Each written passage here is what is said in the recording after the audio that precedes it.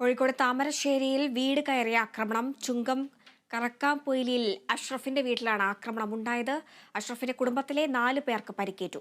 വാഹന വിൽപ്പനയുമായി ബന്ധപ്പെട്ട തർക്കമാണ് ആക്രമണത്തിൽ കലാശിച്ചത്. താമരശ്ശേരി പോലീസ് കേസെടുത്ത് അന്വേഷണം ആരംഭിച്ചു. ഒരു 6 വണ്ടികളിനടുത്ത് ബൈക്കും എക്സ്ട്രാ ഉണ്ട്. വീട്ടിലേക്ക് അതിക്രമിച്ച് കയറി ഞങ്ങളെ വണ്ടിയാണ്, ഞങ്ങൾ അങ്ങനെ അപ്പോൾ ഈ വണ്ടീനെ പറ്റിയാണ് തർക്കം ഉണ്ടായത്. അങ്ങനെ വരികയും തന്നെ വണ്ടിൻ്റെ ഗ്ലാസ്സിന് ഒരു അടിയ, അത് ഇഷ്ടിക എടുത്ത് ഗ്ലാസ് പൊട്ടി, ഫ്രണ്ടും പൊട്ടി ബാക്കും പൊട്ടി. പിന്നെ അവർ ഇരുമ്പ് വടി കൊണ്ടുകാൻ തലക്കടിക്കാൻ വന്നപ്പോൾ ഇവിടെ 4 സ്റ്റിച്ച് ഉണ്ട്. ഞാൻ തലകൊണ്ട് എടുത്തപ്പോൾ ഇവിടെ തോളിന് പരിക്കേറ്റ്. ഈ ചെറിയ 1.5 വയസ്സുള്ള 2 ഇരട്ടക്കുട്ടികളാണ് എനിക്ക്.